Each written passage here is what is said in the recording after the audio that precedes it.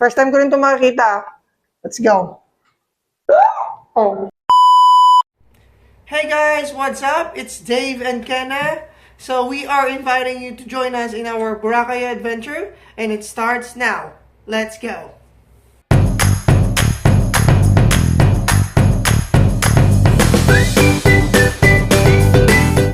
Hi! Samahan nyo kami from Jetty Port to our hotel. With a little room tour.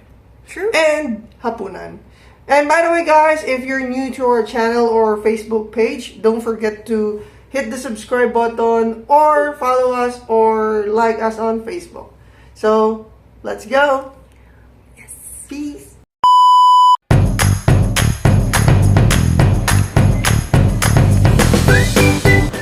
So step 1, pumasok na tayo sa entrance ng Jetty Port at saka pumunta tayo ng registration counter 1, 2, 3, 4 para mag-fill up ng verification and then bumayad ng terminal fee, environmental fee at saka yung booking ticket mo para sa boat. So it's just 50 pesos per head. Once complete na yung ticket, so dumiretso na kayo dito sa hallway papuntang Boracay. So yung total na binayaran namin is 350 pesos per head. So 150 sa terminal fee, 150 din sa environmental fee, at saka yung 50 pesos ay sa boat ticket.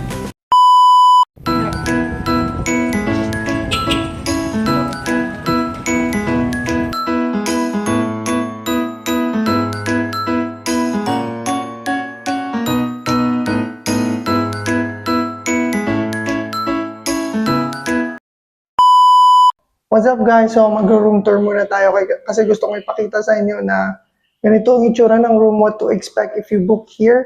So hindi pa namin nagagalaw. So I want you all to see we're at room 8222. So tara, let's go.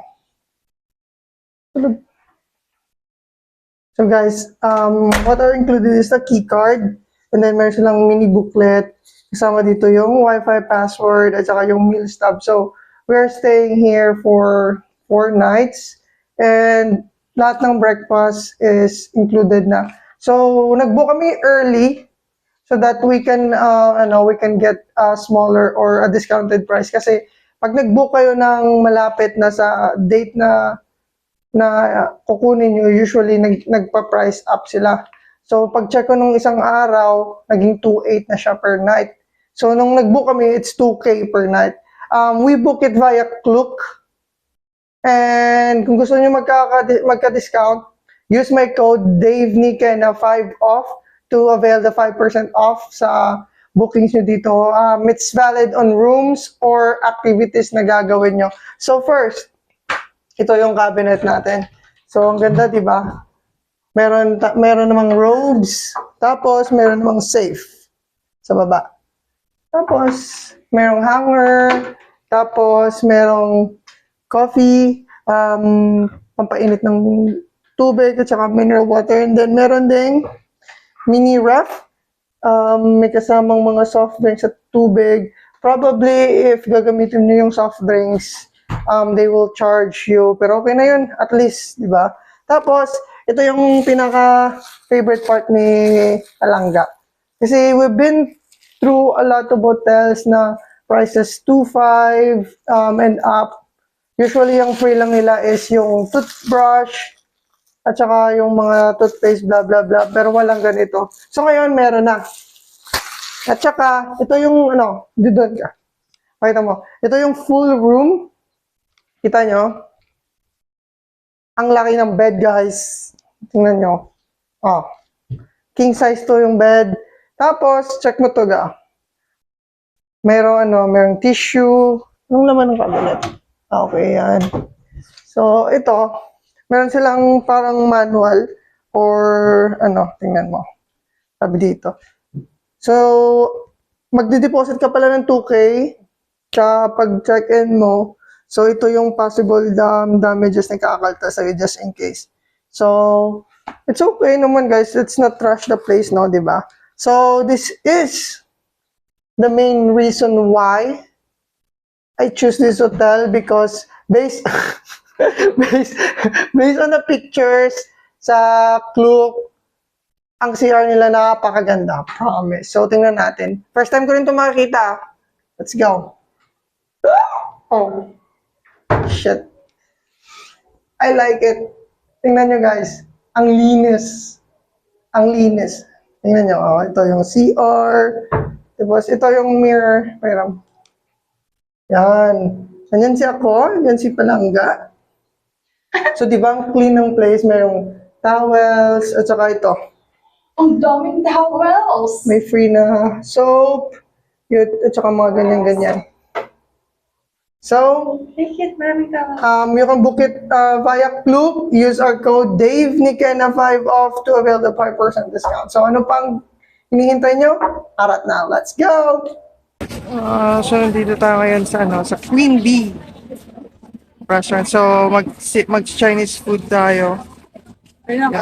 Chili sweet with rice. Chili squid with rice. Sa akin is yung chili beef with rice.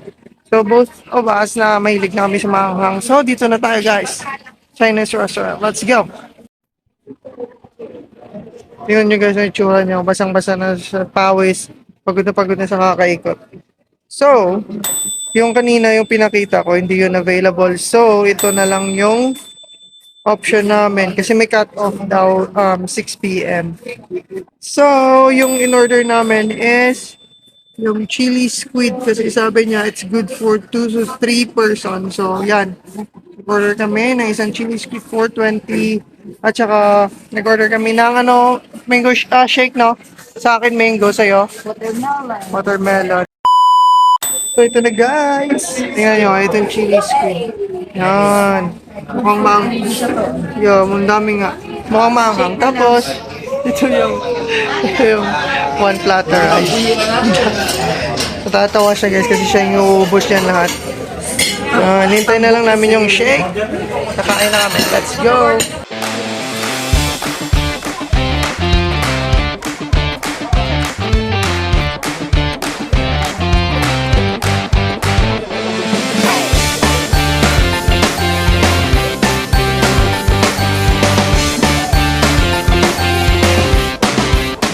So, we're here sa my Cafe del Sul.